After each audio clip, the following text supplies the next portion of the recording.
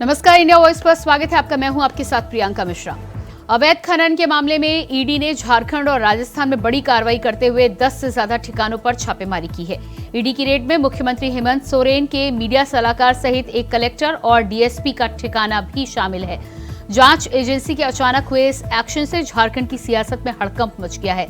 इसी पर आज हम करेंगे चर्चा, लेकिन उससे पहले आपको दिखाते हैं एक रिपोर्ट। जिगर मुरादाबादी की एक शायरी है, ये राह नहीं आसा, बस इतना समझ लीजिए, एक आग का दरिया है और डूब कर जाना है। ये शायरी झारखंड के मुख्यमंत्री हेमंत सोरेन पर बिल्कुल सटीक बैठ रही है।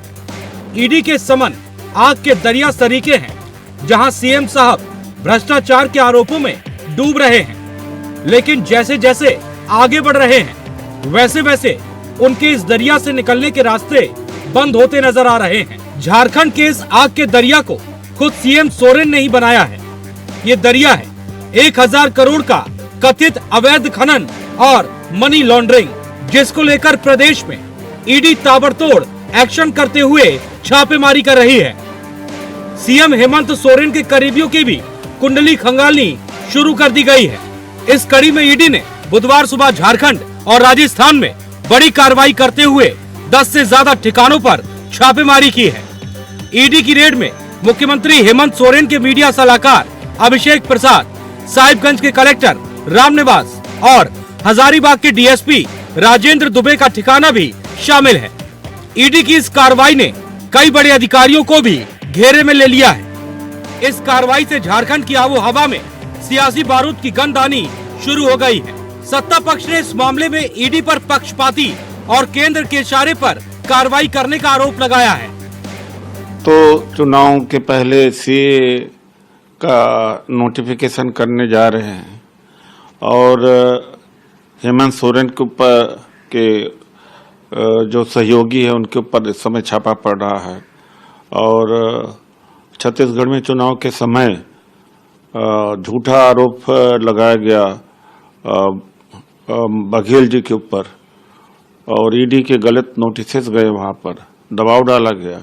जहां भी विपक्ष की सरकार है उसको हर हालत में तोड़ने का भरपूर प्रयास केंद्र सरकार के द्वारा किया गया है। जितने संस्थाएं हैं उस सबको एक तरह से अपना संस्था बना दिया गया है, जिसको जब जैसे चाहता है उस तरह किया जाता है। बात केवल झारखंड की नहीं है, लगभग पूरे हिंदुस्तान में आज एक बच्चा भी ये बात को बोल रहा है और महसूस कर रहा है कि जहाँ पे विपक्ष पार्टी जो है, इंडिया गठबंधन के जितने लोग साथी हैं, उन तमाम जगहों पे ईडी, सीबीआई और जितने भी जो पहले हम लोग कहते थे कि स्वतंत्र एक संस्था है जिसके माध्यम से लोगों के बीच में ये संदेश जाता था कि वो काम स्वतंत्र करती है, पर अभी जिस प्रकार से ईडी और सीबीआई का दुरुपयोग किया जा रहा है, लोग बोल रहे हैं, और जब ये बात हर एक चौक चौराहे पे अगर होने लगे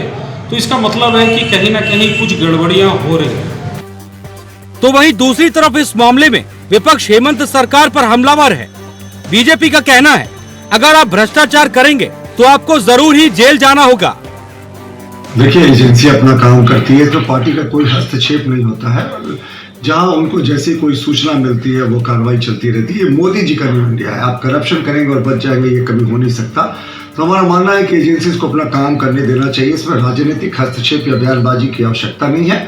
और जहां भी कहीं करप्शन दिखता है हमारी एजेंसियां सक्षम है कार्य करने में। ये कांग्रेस का यूपीए सरकार का कार्यकाल नहीं है जब एजेंसियों को पिंजरे में कैद तोते की संज्ञा दी जाती थी। एजेंसियां स्वतंत्र रूप से काम करती। सरकार के मुखिया ईडी के रडार पर है। सीएम साहब को 7वां समन जारी हो चुका है, लेकिन माननीय है कि पेश होने को तैयार नहीं है। ऐसे में अब देखने वाली बात ये होगी कि घोटालों के दलदल में फंसे होने के आरोपों से घिरे सीएम सोरेन कैसे बाहर निकलते हैं, या फिर ईडी सीएम साहब पर कोई बड़ा एक्शन लेने वाली है। Bureau report, India voice. तो जिस तरह से झारखंड में 12 ठिकानों पर ईडी की छापेमारी हुई है, ईडी की रेड हुई है, आज उसी पर हम करेंगे चर्चा। हमारे साथ सच्चिदानंद सिन्हा जी, नेता भारतीय जनता पार्टी से जुड़ गए हैं, बहुत स्वागत है आपका। इसके अलावा दीपक कुमार जी, वरिष्ठ पत्रकार हमारे साथ जुड़ चुके हैं, आपका भी बहुत बहुत स्वागत है। सबसे पहले सच्चिदानंद जी, जिस तरह से 12 ठिकानों पर छापेमारी की गई है, क्या इसे कहीं ना कहीं हम शुरुआत मान लें कि मुख्यमंत्री हेमंत सोरेन के खिलाफ भी अब इसी तरह की कार्रवाई होने वाली है, जिस तरह से 7वें पत्र का भी जवाब नहीं आया? देखिए प्रियंका जी, झारखंड प्रदेश में जिस प्रकार भ्रष्टाचार और आपराधिक मामले 4 सालों में बढ़े हैं, उसी का ये एक तरह का उदाहरण है कि बारंबार लैंड स्कैम के लिए जो सम्मन ईडी द्वारा मुख्यमंत्री जी को भेजे गए और उससे बचते नजर आए और उनको लग रहा है कि अब इसमें हमारी संलिप्तता पकड़ी जाएगी, तो उसको लेकर के भी अनर्गल बयानबाजी कर रहे हैं। और आप पिछले दिनों आपने देखा होगा कि गांडे के विधायक सरफराज अहमद जी को कुछ लोभ दे करके उनको इस्तीफा दिलाया गया कि राज्यसभा आपको भेजी जाएगी, और उस जगह से कल्पना सोरेन जी को चुनाव लड़ाने की बात आ रही है। पूरे माहौल में कहिए कि चर्चा गर्म है। इन सब चीजों से लेकर के एक उलट जो है, जो भ्रष्टाचार को लेकर के जो अवैध उत्खनन का मामला है, उसमें जेएमएम के 10 जो लोग हैं और उनके जो करीबी हैं, उनके ऊपर भी ईडी की ओर से दबिश जारी है। और क्यों ना हो, जब झारखंड प्रदेश में भ्रष्टाचार और आपराधिक मामले अगर बढ़ेंगे तो एक ईडी एक स्वतंत्र संस्था है, क्या ये अपना काम नहीं करेगी? और अगर काम करती है तो क्या इसके ऊपर जो सत्ताधारी लोग हैं भारतीय जनता पार्टी के ऊपर आक्षेप लगाते हैं, क्या ये अपराध करते रहें और जो भ्रष्टाचार फैलाते रहें और ईडी अपना काम ना करे? तो ईडी एक स्वतंत्र नहीं, ठीक है, एक तरफ ईडी की छापेमारी तो हो ही रही, लेकिन दूसरी तरफ मुख्यमंत्री ने कहा है कि कल्पना सोरेन जी को मुख्यमंत्री बनाने की कोई तैयारी नहीं चल रही है, भारतीय जनता पार्टी के द्वारा गढ़ी गई कहानी है। नहीं, कहीं न कहीं उनके गलियारों से यह बात जो है लीक आउट हुई है, इसलिए बाजार में ये पूरी सरगर्मी फैली हुई है और भारतीय जनता पार्टी के पास भी ऐसी सूचना मिली है। अगर कल्पना सोरेन जी को अगर नहीं बिठाते हैं, तो मैंने तो पिछले डिबेट में कहा भी था कि कुछ जो विधायक हैं जो विरोध कर रहे थे कि मथुरा महतो, बसंत सोरेन और आपके सीता सोरेन, चंपाई सोरेन, ये लोग जो विरोध कर रहे थे कि उनके कल्पना सोरेन जी के जगह पर जोगा मांझी जी, चंपाई सोरेन, रविंद्र महतो जो स्पीकर हैं, उनको भी बैठाने का काम करें। ये अंदरूनी कलह चल रही है, लेकिन यह बात निश्चित है कि गांडे से जो उनको इस्तीफा दिलाया गया है, किसी न किसी जो है एक विधायक को वहां से चुनाव तो लड़ाएंगे, लेकिन ज्यादा जो चांसेस है वो कल्पना सोरेन जी को लेकर के कि वहां से उनको चुनाव लड़ा करके मुख्यमंत्री के पद पे काबिज कराएंगे। और अपनी संलिप्तता उनको निश्चित तौर पे ये समझ में आ गई है कि हमारी संलिप्तता पकड़ी जाएगी और उनके मीडिया प्रेस सलाहकार वगैरह भी जो अवैध खनन में शामिल है, उन लोगों के ऊपर भी गाज गिर रहे और पूरी तरह से फंसते नजर आ रहे हैं। और यह जो है 4 सालों में जो भ्रष्टाचार अपराध बढ़ा है, उसी का ये प्रतिफल है। हमारे साथ फिरोज खान जी भी कांग्रेस नेता जुड़ चुके हैं। फिरोज खान जी, क्या कहना है इसके बाद जिस तरह से 12 ठिकानों पर रेड आई है? सच्चिदानंद जी का कहना है कि फंसते नजर आ रहे हैं पूरी तरह से। भारतीय जनता पार्टी वालों का 2019 से लेकर के अभी तक 4 साल हो गया। 4 साल में ये लोग ने करीब 100 बार से भी ज्यादा सरकार गिराने की कोशिश की है, लेकिन हमारी सरकार मजबूती से खड़ी है। 3.25 लोग जनता की सरकार है। तमाम हमारे विधायक कांग्रेस के, जेएमएम के ईमानदारी से खड़े हैं। बार बार इन लोगों ने पैसा देने की कोशिश किया, उसके बाद भी नहीं बिकी।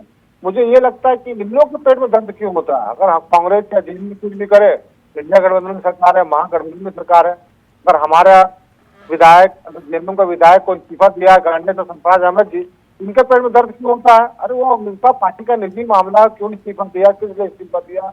अगर हेमंत सोरेन जी आप इस्तीफा दी करके अगर किसी को मुख्यमंत्री बना भी देते हैं, फिर भी क्यों दर्द होता है? ये लोग चाहते हैं एन कैन प्रकारण करके राष्ट्रपति शासन लगा दिया जाए। नहीं, लेकिन ईडी का कहना है कि ये जो ईडी का कहना है, ये जो कार्रवाई हुई है बरहेट विधानसभा सीट से जो विधायक है पंकज मिश्रा जी, उनसे पूछताछ के दौरान ये तमाम जानकारी निकलकर सामने आई है और उसके आधार पर ये आगे की कार्रवाई हो रही है। नहीं, अच्छा लिंगा जी, एक चीज बताइए आप, ये लोग खाली कांग्रेस के विधायक, जेएमएम के विधायक ही दिख रहे हैं झारखंड में। इतना बड़ा बड़ा भ्रष्टाचारी लोग, ओलंपिक का टाइम में हाथी उड़ाया, घोड़ा उड़ाया, गधा उड़ाया, इन लोगों ने बड़ा बड़ा भ्रष्टाचार किया। ये कि ईडी जो है केंद्र के सारे पर काम करती है, इसलिए बीजेपी जेएमएम के एमएलए, एमपी या मंत्री को छोड़ करके किसी के पास नहीं जाती है। आप आज जो छापा पड़ा 14 जगह में, ठीक है, ईडी अगर छापा मार के कहीं कुछ नहीं मिल रहा है, हवाई छापा मार कर दहशत बैठाने का काम कर रहा है कि विधायक लोग इधर उधर भागे और मालूम चला गवर्नर साहब भी चले गए, 8 टाइम को आएंगे, छुट्टी पे चले गए। सच्चिदानंद जी, फिरोज खान जी कह रहे हैं कि हवाई छापे मारे कुछ मिलने वाला नहीं है आपको। प्रियंका जी, मैं पूछना चाहता हूं कि होटवार जेल से एक अखबार के संपादक को धमकी मिलती है, तो क्या ईडी कार्रवाई ना करे? आपके धनबाद जेल में बेखौफ होकर के अपराधी कैदी की हत्या कर देते हैं, क्या उस पर कार्रवाई ना हो? क्या बिरसा मुंडा जेल में आपके जो अतिथि गण बंद है और उनको जो है सुविधा मुहैया कराई जा रही है? कहीं ना कहीं सर्विलांस पर जो मोबाइल थे सीडीआर में, उनके बातचीत जो है अब हेमंत सोरेन जी के जो प्रेस सलाहकार है, सुन लीजिए हमारी बात, उनकी संलिप्तता नजर आई और जो है उसी आधार पर कार्रवाई चल रही है। मैं बता रहा हूँ कि ईडी एक स्वतंत्र संस्था है और वो किसी पार्टी के आधार पर काम नहीं करती है। मैं तो बता रहा हूँ कि आपके होटवार जेल से एक संपादक को धमकी मिल जाती है और उस पर कार्रवाई ना हो। मैंने आप लोग जो चाहते हैं वो मनोनुकूल आप करना चाहते हैं तो करें, लेकिन कोई कानूनी कार्रवाई ना हो। कानून को अगर आप लोग तोड़ते हैं तो कानून जो है, कानून के जो रक्षक है उस पर कार्रवाई ना हो, यही चाहते हैं। और अगर कार्रवाई होती है तो आप लोग भारतीय जनता पार्टी के ऊपर आक्षेप लगा देते हैं कि केंद्र सरकार जो है परेशान करने का काम कर रही है। अगर मुख्यमंत्री जी के लैंड स्कैम में किसी प्रकार की अगर संलिप्तता नहीं है, ठीक है। दीपक कुमार जी भी हमारे साथ वरिष्ठ पत्रकार बने हुए। दीपक कुमार जी, जिस तरह से आज 12 ठिकानों पर ईडी की छापेमारी हुई है, मुख्यमंत्री ने पहले ही पत्र का जवाब देते हुए कह दिया है कि वो हाजिर नहीं होंगे, यानी कि आगे की कार्रवाई को लेकर तो कयास लगाए जा रहे थे, लेकिन उससे पहले ये 12 ठिकानों पर छापेमारी हुई है और ईडी का कहना है कि कुछ सबूत भी उनको मिले हैं जिसके आधार पर आगे की कार्रवाई भी की जाएगी। क्या कहना है इस पर आपका? प्रियंका जी, मैं यहीं पे कहना चाहूंगा, जब हम लोग भी हम पैनल में बैठ करके इस डिबेट में चर्चा कर रहे हैं तो वहां मुख्यमंत्री आवास में विधायक दल की बैठक भी शुरू हो चुकी है, जो मुझे जानकारी प्राप्त हुई है। दूसरी बात, कल के राज्यपाल महोदय जब चेन्नई के लिए रवाना हो रहे थे तो उन्होंने एक बहुत महत्वपूर्ण बात मीडिया में उन्होंने एक स्टेटमेंट दिया था कि जिसने भी झारखंड को बर्बाद भ्रष्टाचार में लिप्त है उन्हें सजा मिलेगी, इस तरह के शब्दों का इस्तेमाल हुआ था जी। उसके बाद तीसरी, अभी थोड़ी देर पहले, 1 घंटे पहले आलम जो केंद्रीय ग्रामीण विकास मंत्री हैं, जो सीएलपी लीडर है कांग्रेस के, उनका कहना था कि राजनीति में विकल्प का होना बहुत जरूरी है। तो सवाल यह उठता है कि ये कहना कि कोई चेहरा नहीं आ रहा या कल्पना सोरेन को मुख्यमंत्री के लिए दावेदार नहीं बनाया जाएगा या उनको पद नहीं दिया जाएगा हेमंत सोरेन इस्तीफा, तो ये बातें जो है अभी थोड़ी देर में क्लियर हो जाएगी। आखिर विधायक दल की बैठक क्यों हो रही है जी?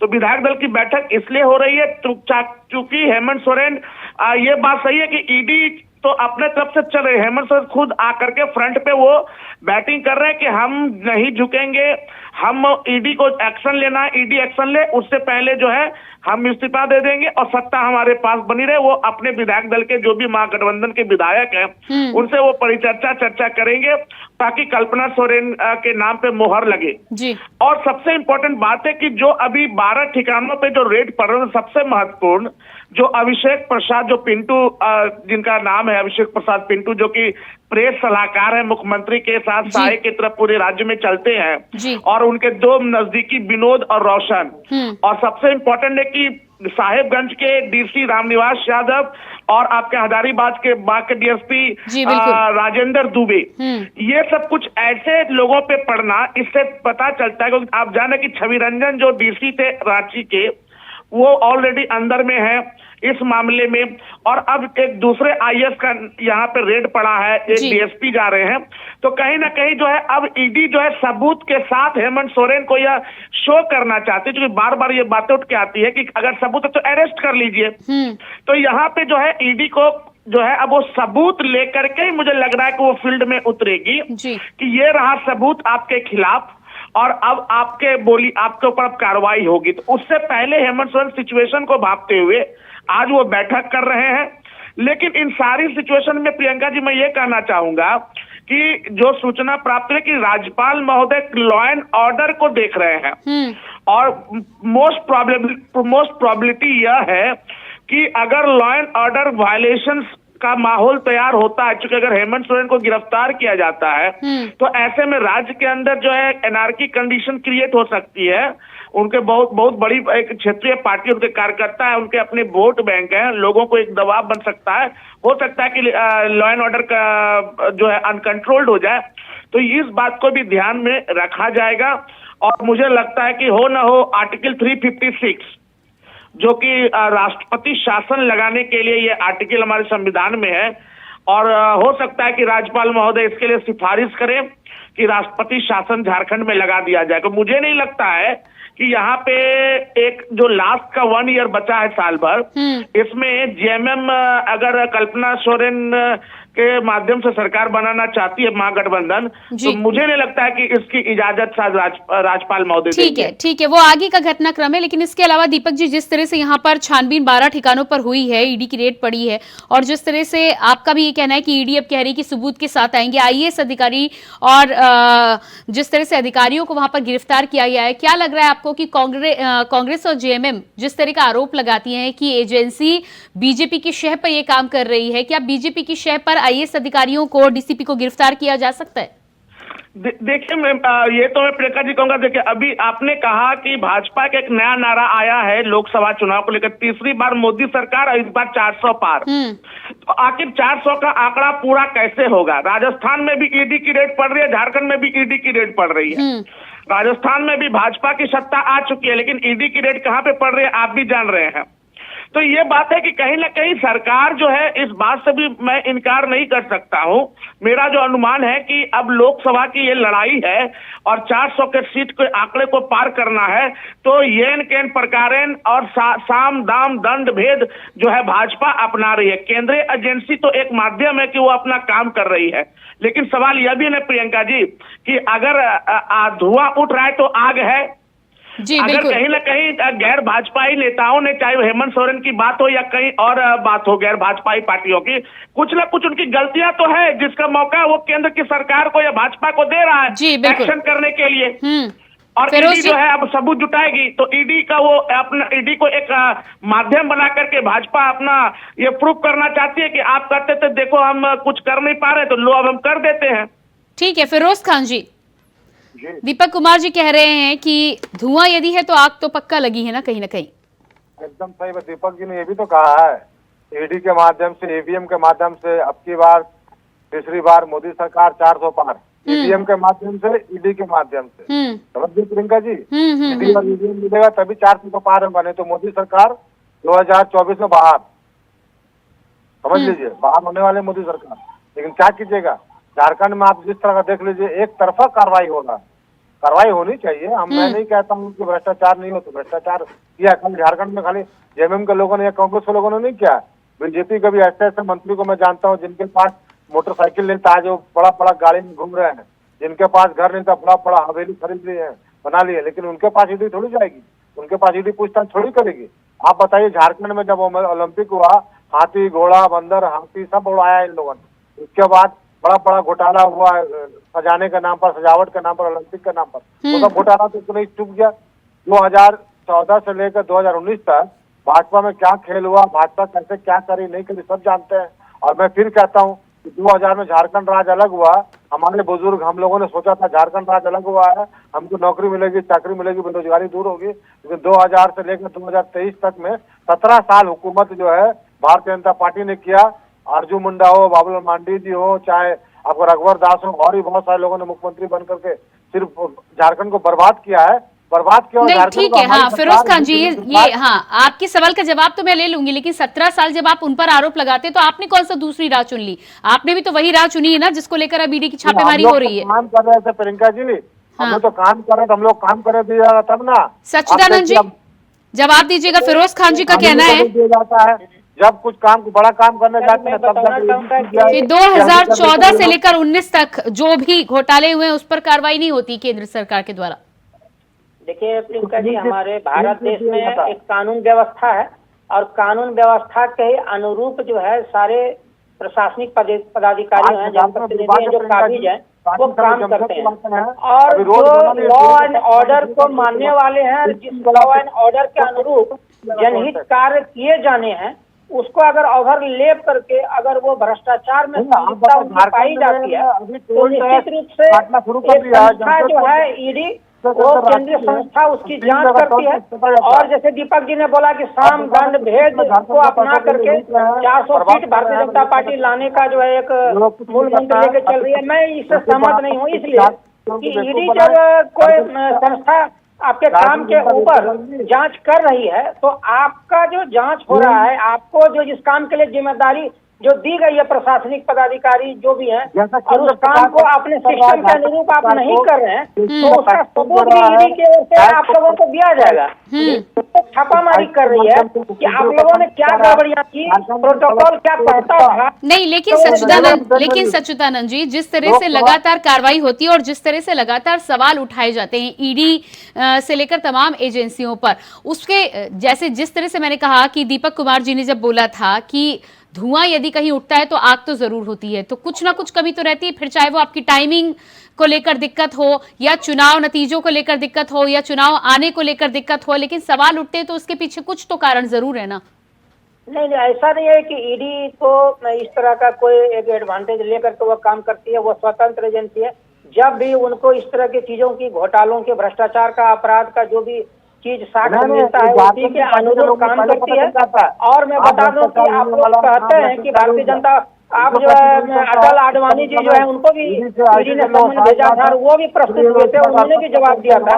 और इसी प्रकार मुझे लगता है कि हेमंत सोरेन जी को बार बार जो सम्मन दिया जा रहा है उनको भी प्रस्तुत होना चाहिए और जवाब देना चाहिए और कानून का सहयोग करना चाहिए। हम लोग लॉ एंड ऑर्डर को मानने वाले, पार्टी का हवाला देकर के चीजों को आप ढांक नहीं सकते। नहीं, ठीक है, लॉ एंड ऑर्डर का आप मानते हैं, लेकिन उसमें आपका कार्यकाल छूट जाता है, इसलिए सवाल उठने लगते हैं। दीपक कुमार जी 5 सेकंड आप लीजिएगा, समय मेरे पास नहीं है जी।